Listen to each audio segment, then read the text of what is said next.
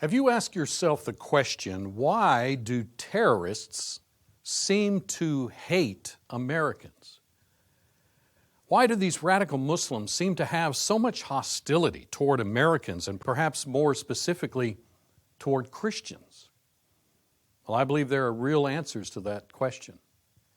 For example, you are aware of the fact, although we seem to know less history than ever before in American public schools, but you are hopefully aware of the fact that back around 900 AD, 1000, right in the middle of the Middle Ages, there were a group of Europeans, England, France, Germany, some of these European countries right in the Middle Ages that thought, hey, we have got to go to Palestine, the Holy Lands, and rescue them from the infidel that has overtaken them. You see, by this time, Islam had spread up out of Saudi Arabia, over into Palestine, up into what was then called Persia and beyond.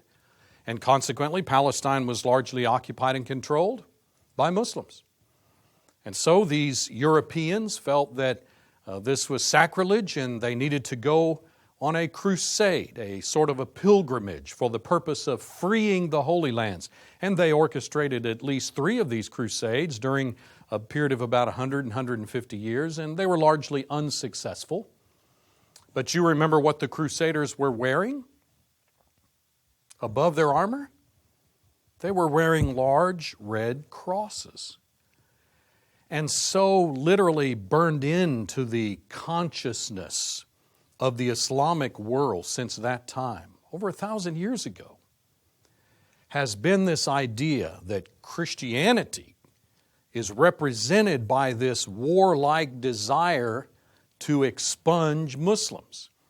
And I cannot overstate the extent to which that continues to occupy the thinking of terrorists. And they've displaced much of that hostility toward America, which is odd because America's only been here a little over 2 centuries. We were not a nation in existence during the Middle Ages, and yet we have kind of been held up as by the Islamic world. You remember Osama bin Laden literally referred to America as the Crusader.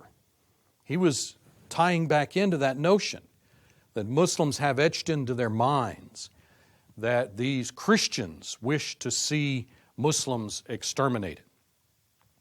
A second reason why there is such ongoing hostility. Do you remember after World War II, within just 2 or 3 years, the displaced Jews, displaced largely due to Nazi persecution of the Jewish populations of a number of European states, even extending over into Russia, but Poland and other places. Do you remember those displaced Jews were seeking a place to light?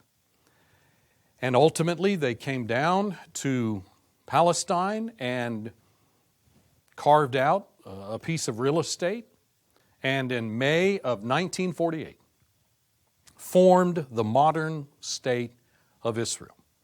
And they did that with the support of a number of countries, including America and England. And again, I cannot overstate the extent to which the Palestinian peoples, and by connection, the Muslim world, is angered by and upset about the fact that Israel has taken that real estate, which was previously occupied by Palestinian peoples, and that they have done so with the ongoing long-term support of America and England and others. Now, I might point out to you that for good or ill, the fact of the matter is that that real estate was occupied previously, centuries earlier, by the Jews themselves. And so for Muslims to feel like it's unfair for them to be displaced, the Jews could make the argument that, well, we had it, many centuries before you did. Be that as it may, there seems to be in American thinking, and especially American politics, and there has been now for many, many years, over 50 years, the idea that it is important for America to support Israel. Why is that?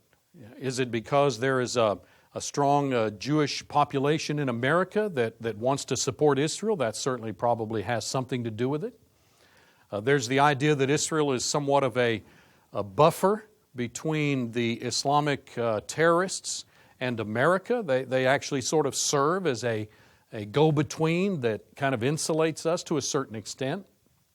In any case, there is an element in America today, a religious element, that is absolutely convinced that the Bible teaches that when God singled out Abraham and therefore his descendants through Isaac and Jacob and so forth, all the way down even to Jesus, that when God did that, He was placing somewhat of a permanent stamp upon that ethnic group, and that therefore God intends for that ethnic group to continue to survive as an ethnic national orientation, and that therefore God intends for that group to have access to have eternal right to the land of Canaan that God had given them when the Israelites came out of Egypt under Moses and eventually occupied the land. So there's a sizable segment of Christendom that has fomented the political support of Israel due to religious reasons. Now, we don't have time in this study to offer biblical response to that, but let me call your attention, for example, to the last two verses of Romans chapter 2. Romans chapter 2, the book of Romans makes very clear that in God's sight today, the only Jews, the only people that He views as Jews, are those who are Jewish internally, not externally, not due to genetics, not due to a physical circumcision of the male body, but rather, he says, it is circumcision of the heart. And in context, in Romans chapter 2, 28 and 29, he's talking about Christians. He's saying that the Jewish nation served its purpose. They brought Jesus into the world, the genetic side of Jesus' body. They served the purpose of preparing things, and then Jesus came and Christianity, the kingdom was launched. But for all practical purposes, they have served their purpose. They accomplished the goal.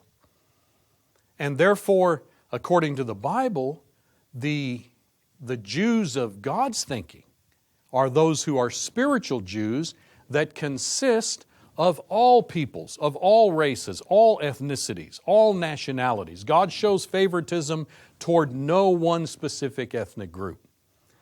No wonder then Paul told the Galatians in Galatians 6:16 that the church of Christ is the Israel of God. No wonder the Old Testament makes clear that the land promise that God made to Abraham's descendants was in fact a temporary and a conditional promise. The Israelites were to maintain their convictions and their obedience to God, and once they refused to do that, they forfeited their right to the land, and no wonder then God literally Himself expelled them in the persons of the Assyrians and the Babylonians. So sadly, there may be, military or other political reasons why it would be appropriate for America to support Israel. But so far as I can see in the Bible, there is no spiritual or biblical reasoning to do so. In any case, I cannot accentuate sufficiently. The Islamic world as a whole has great resentment and hostility against America because of our support of Israel. Thirdly, a third primary reason why the terrorists and apparently a sizable segment of Islam holds negative feelings toward America and the West. And that is because they see America as kind of the leader of the moral decadence that has literally gripped Western civilization by the throat. Think of it. Europe's further down the road than America is, but in the last 50 to 60 years, American culture, American civilization has undergone an unbelievable amount of moral erosion. There are so many people from other countries in our country today that do not know this. They come into America, They see the promiscuity, the sexual promiscuity. They see the drinking and partying that's done by our young people on university campuses all over our land.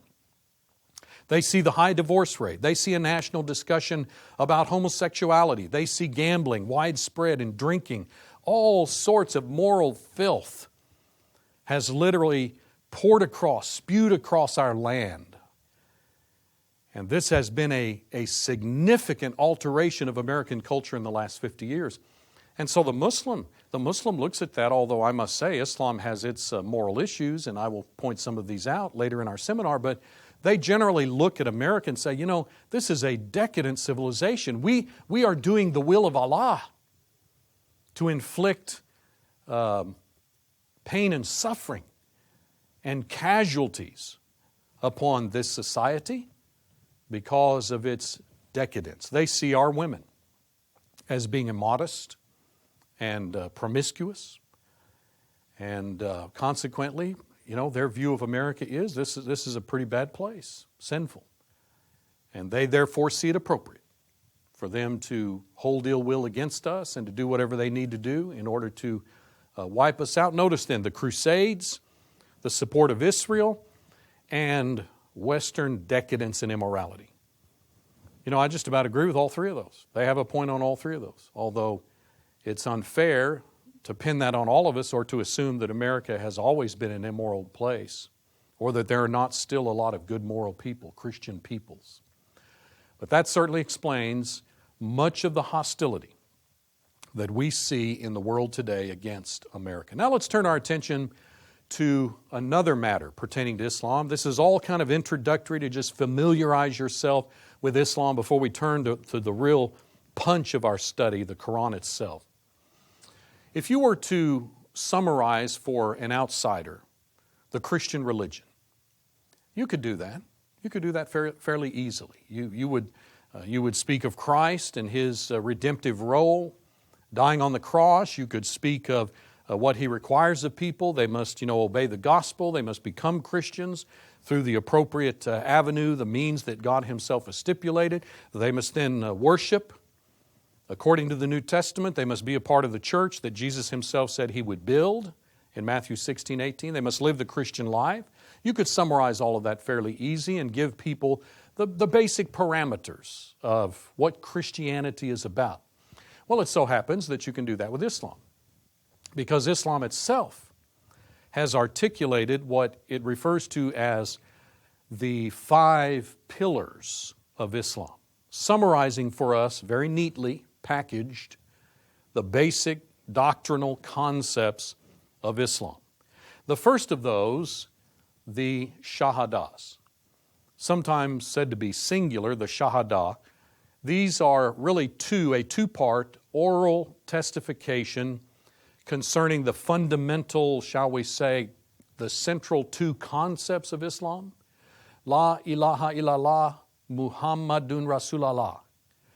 There is no God but Allah, and Muhammad is His messenger, His prophet. Muslims believe that when you believe and oralize the shahadas, that makes you a Muslim. That's conversion day.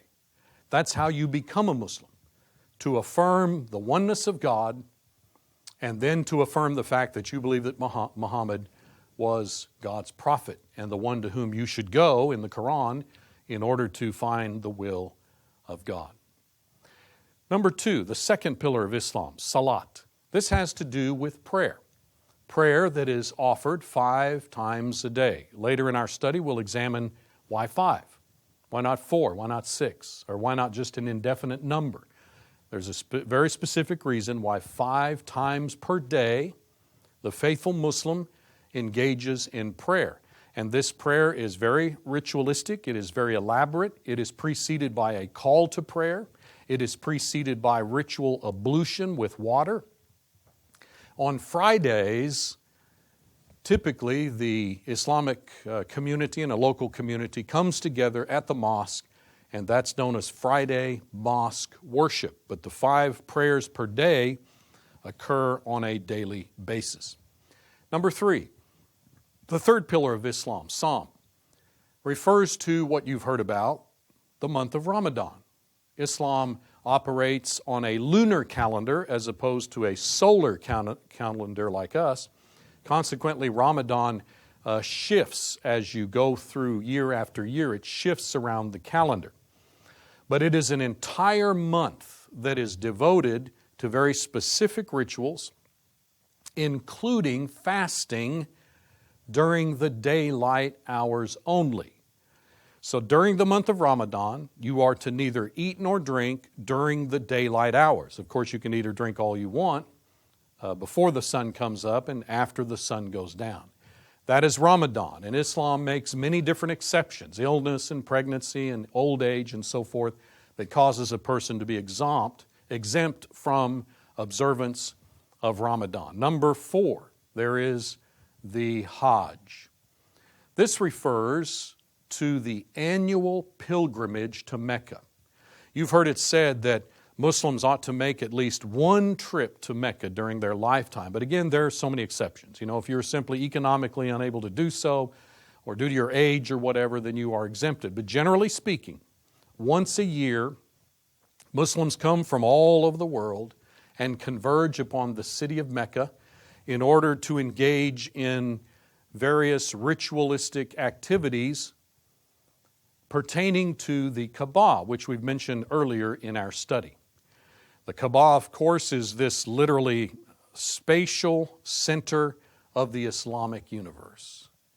And Muslims come in large numbers, and they engage, as I said, in rituals, one of which is to circumambulate in a counterclockwise direction around the Kaaba. So large numbers of Muslims gather and circle the Kaaba. And there are some other rituals that they go through that involve commemoration of certain events in the life of Abraham and Hagar and Ishmael. But this is considered a very holy pilgrimage that Muslims are urged to attend to on an annual basis. And then finally, number 5, the 5th pillar of Islam, the zakah. This is a religious tax that Muslims are urged to pay, which is then used for the mosque and for aid to the poor and so forth. Typically amounts to 2 or 3% of a Muslim's annual income. Now let me explain to you and describe as best I am able the activity that is involved in the masjid. Masjid is the Arabic word for the place of prostration. We say mosque. If you were to look at mosques that are built all over the world, especially in Islamic countries, you would find mosques as plentiful as church buildings in the United States. They're everywhere in Islamic countries. And they are built many different ways in terms of the architecture, as that has altered itself literally over the centuries. And yet there are some fundamental commonalities. The term mosque actually refers kind of to an entire complex, which typically includes an open compound in the center. So unlike a church building, where if you go into the church building, you're in a room with a roof, whereas you might go into the mosque and you are standing in an outside court, and that too is part of the mosque. Let me describe for you various components of the mosque: the minaret, the muezzin, the mihrab, the qibla, and the minbar. If you were to see a mosque when it is specifically built for that purpose, now Muslims in America, many times before they get a large enough Muslim community, simply rent a building. But when they have the resources, a lot of which, by the way, is in fact coming on a regular basis from Saudi Arabia and other oil-rich countries to build mosques in America. If you look at a mosque that is built for that specific purpose, perhaps the first most visible, prominent feature of the mosque would be the minaret, which is kind of a tower that extends up from the mosque, and sometimes there's more than one. This prayer tower has as its purpose to provide a location for the muezzin.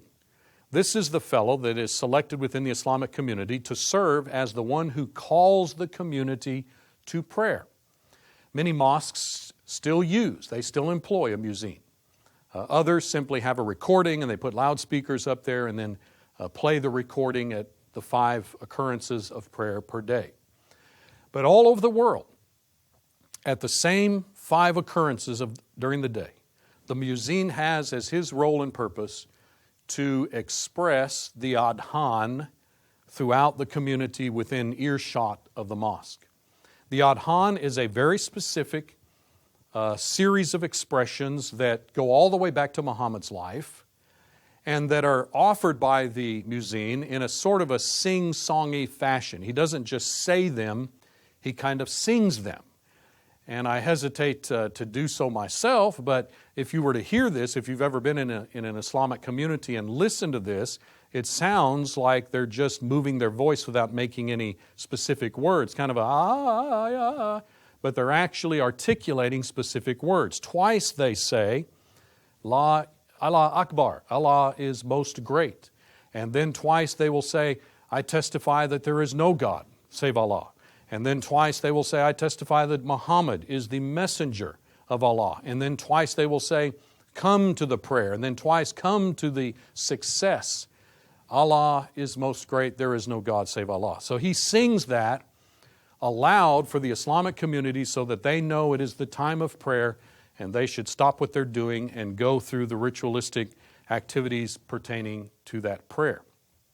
Another central feature of the typical mosque is the mihrab.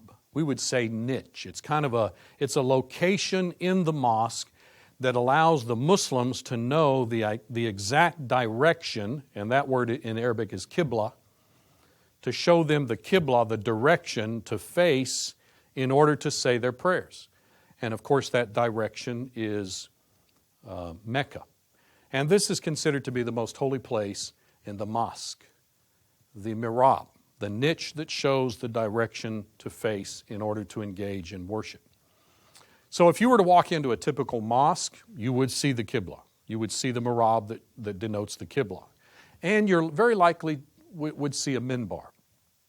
We don't really have anything like this in Christendom. We have, Christians have developed a pulpit, a location from which the preacher can speak. Well, they have a location from which the Islamic leader of the community typically will address the congregation or the community that is gathered, and they call that the minbar. And so once again, if you go from mosque to mosque around the world, you will see these features. Yet another feature of Islamic worship, components of the mosque, pertains to wudu. Wudu is the actual ritual ablution involving water that precedes the prayers. Ritual ablution, to accomplish that, you must have water. And consequently, the typical mosque will have a sadarvan, which is an ablution fountain. And again, if you look at these around the world, they vary. It might be an actual fountain. It might simply be a pipe sticking up out of the ground that has water coming out of it. It might be pipes out of a wall, spigots that allow individual Muslims to come to that location and engage in wudu. Let me describe for you wudu. What is this ritual ablution that a person is to go through 5 times a day preceding prayer? Again, very specific, specified in Islam, and required for all faithful Muslims. First, they wash their hands up to the wrist 3 times. Then they wash or rinse their mouth 3 times. Of course, during Ramadan, being careful not to swallow even a drop. Then they rinse their nostrils 3 times by snuffing water in and then blowing it back out. Then they wash their face with both hands, do that 3 times. And then they wash their right arm up to the elbow 3 times, and then wash their left arm up to the elbow. And then they wash their head by running both hands from the forehead to the nape of the neck and then back again. Then they wash their ears with their index finger in their ear and their thumb behind the ear. And then they wash their feet 3 times up to the ankle. And then finally they utter the testification, there is no God but Allah, Muhammad is his slave and his messenger. This is the ritual ablution that every faithful Muslim engages in prior to the 5 times of prayer. You know, I might just make one quick comment. It's interesting that Jesus himself in Mark chapter 7 commented on the fact that the ritualistic washing of hands, there's nothing wrong with washing your hands to cleanse your hands before you eat or something or to perform surgery. But to wash one's hands for religious purposes as a a ritualistic procedure that you think is necessary in order to please God and to engage in some ritualistic religious action, God does not approve of that according to the Bible. Jesus essentially said that's the customs of men, the traditions of men, and not something that God Himself requires.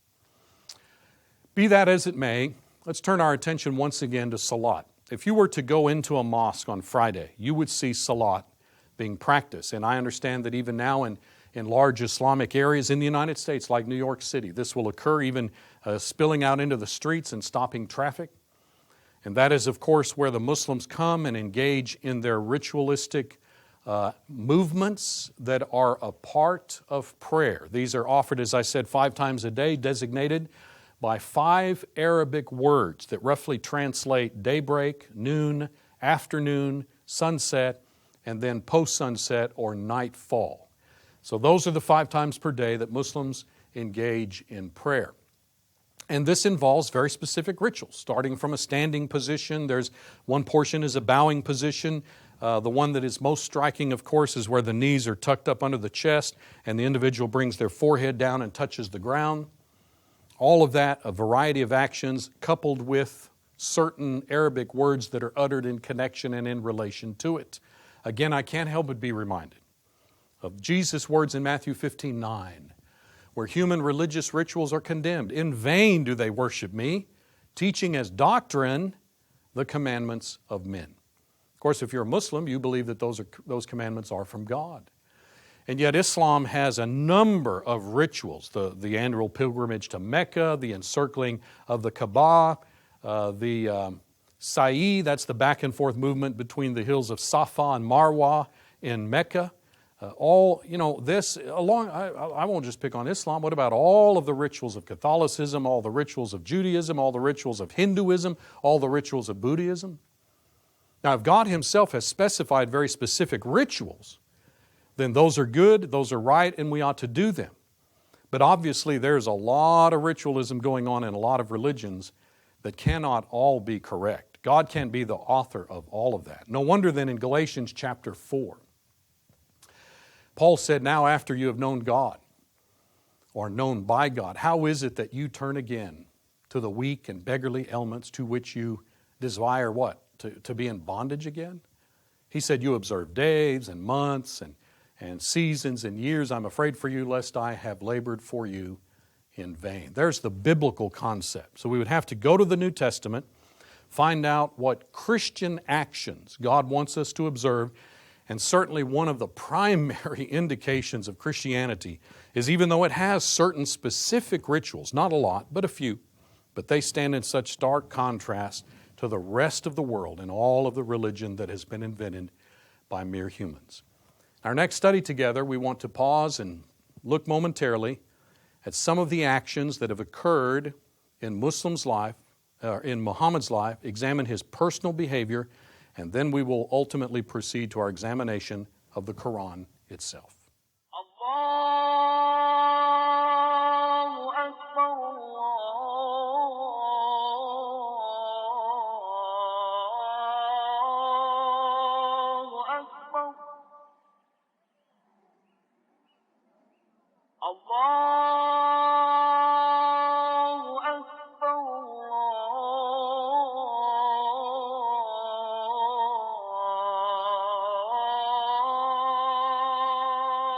If you appreciate this seminar on Islam and the Quran, you will want to read the book on which it was based, The Quran Unveiled. This volume gives a great deal of additional information not included in the DVD seminar. Also available are study guides that supplement your viewing of the DVD. The study guides, the book, as well as additional copies of the DVD may all be purchased at apologeticspress.org. or by calling toll-free 800-234-8558.